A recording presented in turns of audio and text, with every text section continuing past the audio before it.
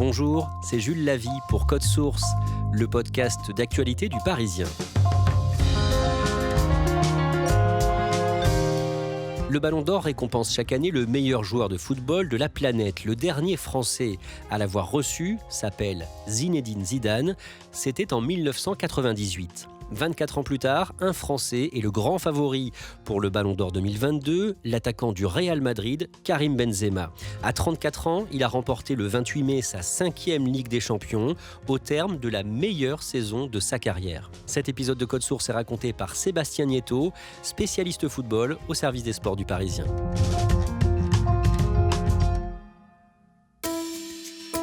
Le Real Madrid dispute la finale de la Ligue des Champions contre Liverpool le samedi 28 mai au Stade de France, à Saint-Denis, près de Paris. Sébastien Nieto, décrivez-nous l'arrivée de l'attaquant star du Real, Karim Benzema. Le bus arrive, les joueurs descendent un par un. Benzema est en costume noir, il a son casque de musique sur les oreilles. Il apparaît très concentré, comme l'ensemble de ses coéquipiers d'ailleurs. L'entrée sur la pelouse pour cette 67e finale de Ligue des Champions. Liverpool face au Real Madrid. Ce match, ça représente quoi pour lui ? Ça signifierait une 5e Ligue des Champions, ça signifierait une lancée vers son premier Ballon d'Or, un rêve de gosse pour lui. Et puis ce match, il a aussi lieu au Stade de France, c'est un stade particulier pour Karim Benzema, un stade qui lui a pas franchement réussi dans son histoire personnelle, avec l'équipe de France notamment. Un Stade de France qui se trouve à Saint-Denis. Saint-Denis, c'est aussi un symbole de la réussite française, c'est un stade qui se trouve en banlieue. La banlieue, c'est aussi un environnement dont vient Karim Benzema, donc ça signifierait quelque chose aussi pour lui de remporter ce titre ici. Vous allez nous raconter comment Karim Benzema a signé sa meilleure saison cette année à 34 ans. Et pour bien comprendre, on va repartir du début. Karim Benzema est né le 19 décembre 1987 à Lyon. Dans quel milieu est-ce qu'il grandit ? Alors il est né à Lyon, mais il grandit à Bron, une banlieue lyonnaise défavorisée, un milieu très populaire. Il est le 7e enfant d'une fratrie de 9 enfants. Son papa, Hafid, est employé de mairie, sa maman est femme au foyer. Et voilà, il grandit dans ce quartier populaire, il va jouer au foot avec ses copains. Finalement, une enfance assez classique, mais pas dans un milieu très favorisé. Karim Benzema est grand, 1m85, il est puissant, très habile avec le ballon. Il dispute sa première rencontre chez les pros avec Lyon à l'âge de 17 ans, le 15 janvier 2005, un match contre Metz. Le jeune Benzema brille tout de suite. Oui, on est au stade Gerland, il faut se remettre dans le contexte. Lyon, à ce moment-là, c'est une très grande équipe en France. Et il y a ce prodige qui entre en jeu, qui va délivrer une passe décisive pour Brian Bergogneau, un joueur qu'on a plus oublié que Benzema. Ça fera 2-0 pour Lyon ce soir-là et Benzema est enfin connu du public français. En 4 ans et demi chez les pros à Lyon, il décroche notamment 4 titres de champion de France et une Coupe de France. Il est recruté en 2009 par le prestigieux Real Madrid, mais en 2010, le 11 décembre, pendant une conférence de presse, son entraîneur, le Portugais José Mourinho, l'attaque sur son manque d'engagement sur le terrain. Alors c'est une déclaration un peu étonnante de la part de José Mourinho qui explique que si tu ne peux pas aller à la chasse avec un chien, tu dois y aller avec un chat, sous-entendu Karim Benzema. Le contexte est un peu particulier puisque José Mourinho vient de perdre sur blessure son attaquant numéro 1 et donc José Mourinho estime qu'il doit aller à la chasse avec un attaquant moins fort, donc le chat Karim Benzema. Il le prend assez mal et il a tout de suite envie de s'expliquer avec José Mourinho, donc il y va, il se démonte pas, il va voir son coach. Un moment que José Mourinho lui-même appréciera parce qu'il voit que ce joueur du coup a envie un peu de se montrer sur le terrain. Et derrière cette conversation un peu musclée entre les deux hommes, Benzema récoltera les bénéfices de tout ça dans sa carrière. Cette année-là, en 2010, débute l'affaire Zaya, dont il sera relaxé des années plus tard, mais qui va brouiller son image pendant longtemps. Rappelez-nous de quoi il s'agit. Karim Benzema est soupçonné d'avoir eu une relation sexuelle avec une prostituée mineure à ce moment-là, comme Franck Ribéry d'ailleurs, ce qu'il a toujours démenti puisqu'ils ont toujours expliqué qu'ils ne connaissaient pas l'âge de Zaya Dehar. Et l'information de cette matinée, c'est d'abord Franck Ribéry et Karim Benzema placés en garde à vue. Cette affaire va ternir son image de manière assez grave puisque, en plus de cela, quelques mois plus tard, l'équipe de France de football va connaître le fiasco de Naïsna en Afrique du Sud, fiasco auquel n'a pas participé Karim Benzema puisqu'il n'était pas sélectionné par Raymond Domenech. Mais malgré tout, son image sera associée à jamais à celle de Franck Ribéry à ce moment-là, qui lui était au mondial. Et donc ça va les poursuivre pendant des années. Comme Franck Ribéry, Karim Benzema est relaxé dans cette affaire en 2014, mais l'année suivante, en 2015, débute une autre affaire, celle du chantage à la sextape de l'international français Mathieu Valbuena. Ça se complique pour Karim Benzema. Karim Benzema, mis en examen, on l'apprend, notamment pour complicité de tentative de chantage à la sextape.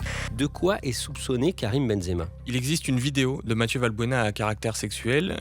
Karim Benzema, se considérant ami de Mathieu Valbuena, va le voir dans le cadre de l'équipe de France, dans une des chambres à Clairefontaine, pour lui dire « J'ai eu connaissance de cette vidéo, je souhaiterais t'aider pour que cette vidéo disparaisse », sauf que la justice ne l'entend pas de cet avis et le met en examen quelques mois plus tard pour complicité de tentative de chantage.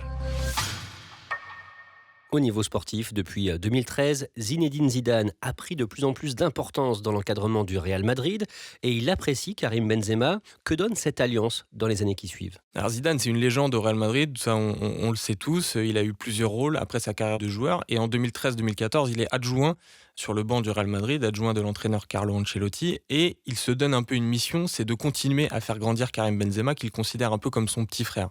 Cette année-là, ça va être très marquant puisque le Real Madrid va connaître une année pleine de succès en gagnant notamment la Ligue des Champions et Karim Benzema brille au milieu d'une équipe composée de superstars comme Cristiano Ronaldo. Mais justement, Karim Benzema reste dans l'ombre du grand Cristiano Ronaldo.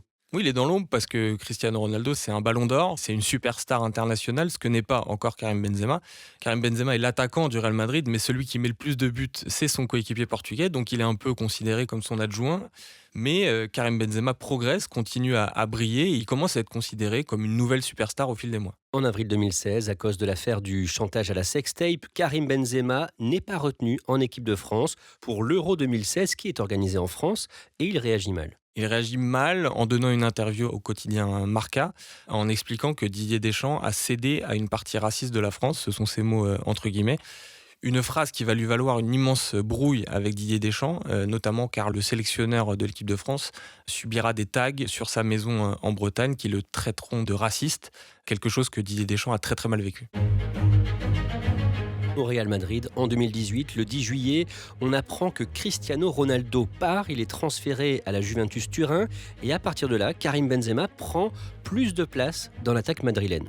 Karim Benzema prend plus de place parce que oui, cette superstar vient de partir et qu'il faut le remplacer. Il faut le remplacer dans le leadership, dans le nombre de buts marqués sur le terrain. Donc Benzema va aussi s'emparer un peu de ce rôle, se dire moi aussi je suis là depuis très longtemps, j'ai envie de marquer mon territoire ici et donc je vais prendre ce rôle. Et il travaille aussi beaucoup plus son physique. Oui, ça fait déjà quelques mois, quelques années que Karim Benzema s'améliore sur ce point-là. Quand il était jeune, c'était parfois un garçon qui pouvait être un peu bouffi sur le terrain. C'est plus du tout le cas depuis quelques années. Il a notamment pris exemple sur Cristiano Ronaldo, sur sa manière de travailler.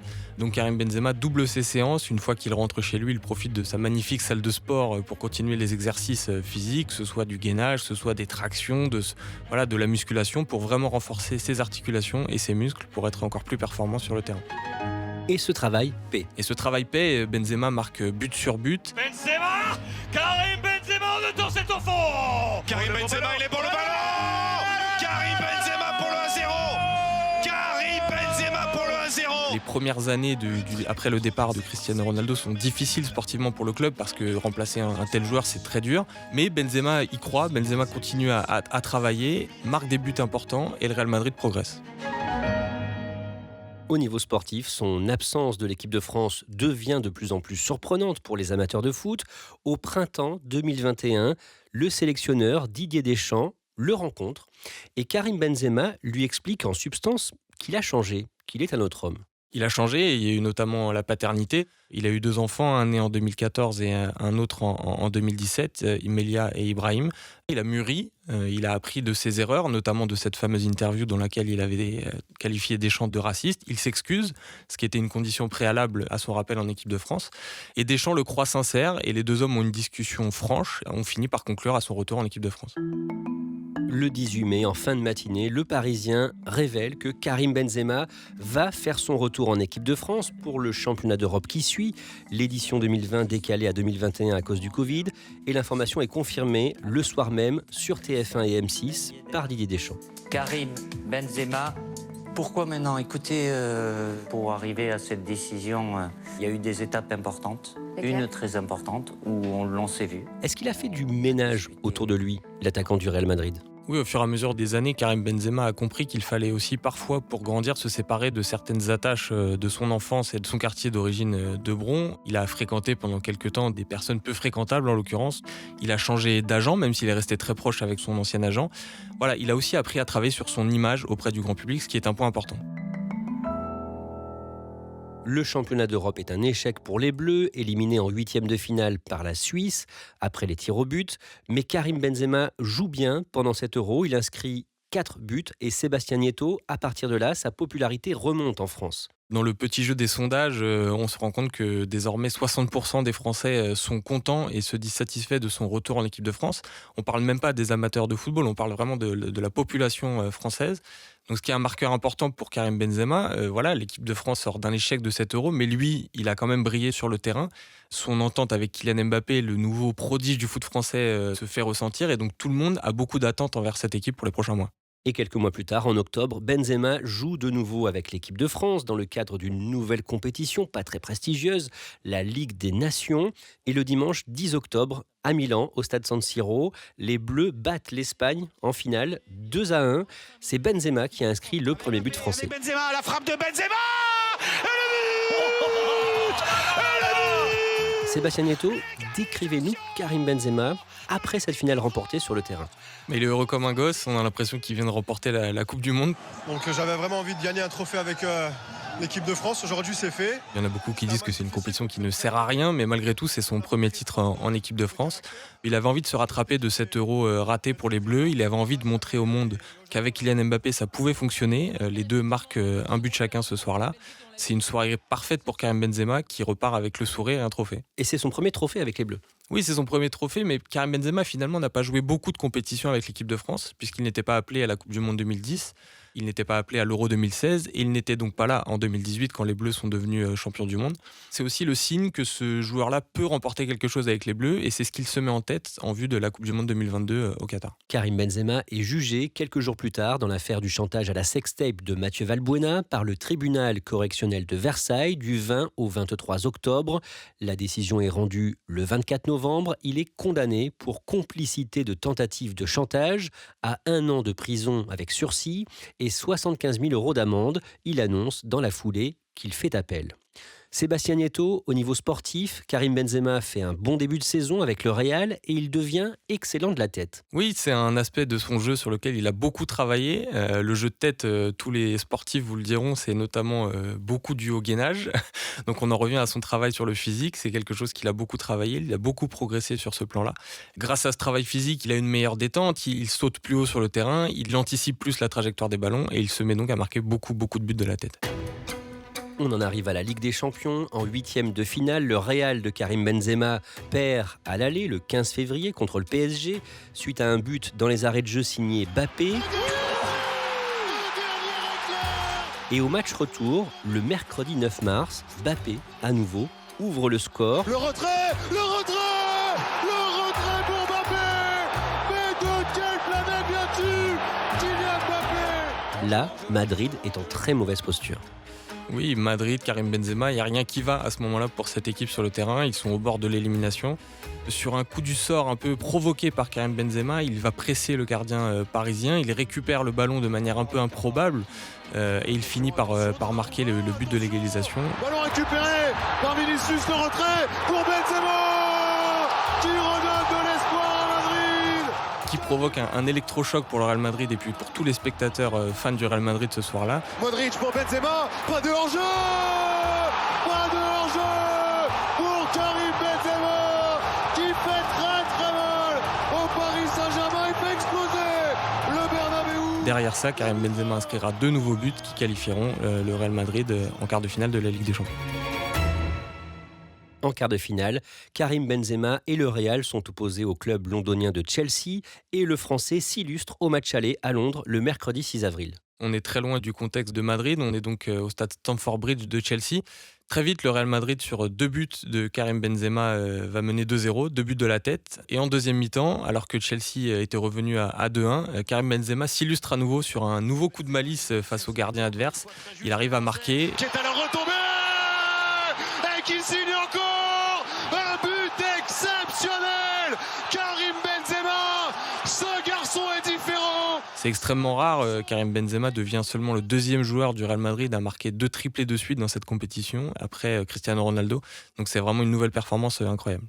Le Real se qualifie et le mardi 26 avril, lors de la demi-finale aller sur le terrain de Manchester City, Karim Benzema frappe à nouveau. C'est un match spectaculaire qui, de l'avis de tous, est l'un des plus beaux matchs de l'histoire du football.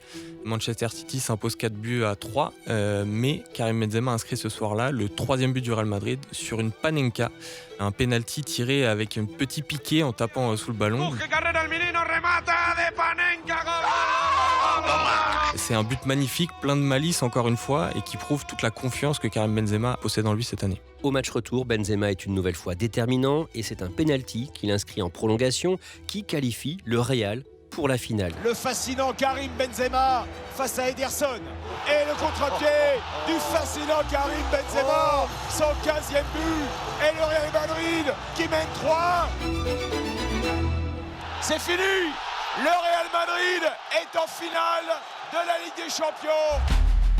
Sébastien Nieto, on en arrive à la finale de la Ligue des Champions. Le Real face au club anglais de Liverpool. Le coup d'envoi de cette 67e finale de Ligue des Champions donnée par les Reds de Liverpool. Vous faites partie de l'équipe du Parisien sur place au Stade de France à Saint-Denis, près de Paris, le samedi 28 mai.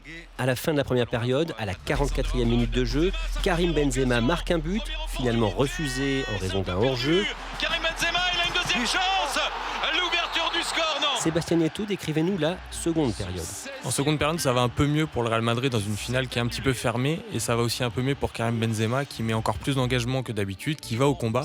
Un de ses coéquipiers, Vinicius, va réussir à ouvrir le score. Ça fait 1-0 pour le Real Madrid. Valverde qui va aller provoquer les défenseurs. Frappe. Et au deuxième poteau, c'est Vinicius qui reprend ce ballon. Et c'est le Real qui ouvre le score dans cette finale. Et puis le reste va venir des miracles du gardien du Real Madrid, Thibaut Courtois, qui va multiplier les parades. Mo Salah qui a réussi son dribble. Oh l'arrêt encore, Thibaut Courtois. Le Real finit par l'emporter 1-0, une 14e Ligue des Champions dans l'histoire de ce club. C'est terminé, le Real est champion d'Europe pour la 14e fois de son histoire.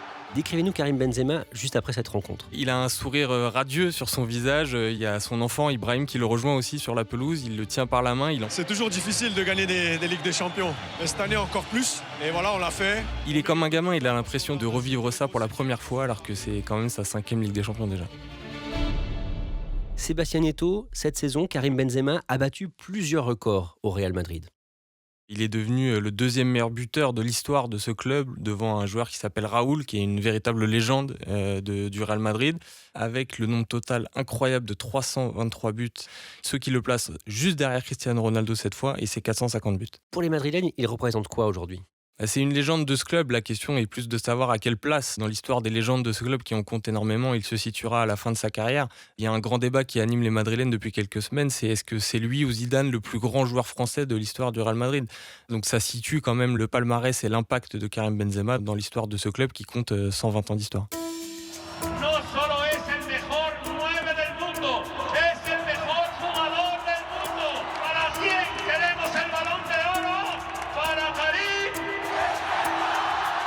Sébastien Nieto, Karim Benzema est bien parti aujourd'hui pour décrocher le trophée réservé aux meilleurs joueurs de foot de la planète chaque année, le Ballon d'Or, le 17 octobre. Personne ne va pouvoir l'arrêter, c'est impossible désormais. Il a éliminé tous ses concurrents les uns après les autres. Il est le grand favori, on ne voit pas qui pourrait l'arrêter. Il a tout gagné cette saison.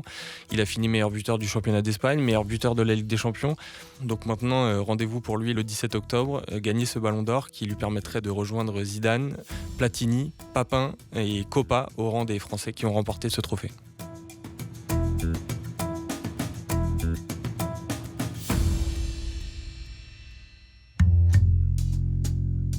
Merci à Sébastien Nieto. Cet épisode de Code Source a été produit par Thibault Lambert, Raphaël Pueyo et Sarah Amni. Réalisation, Pierre Chaffanjon. Code Source est le podcast d'actualité du Parisien. Nous publions un nouvel épisode chaque soir de la semaine. Pour n'en rater aucun, n'oubliez pas de vous abonner sur votre application audio préférée. Vous pouvez nous contacter sur Twitter, @codesource, ou nous écrire directement codesource@leparisien.fr.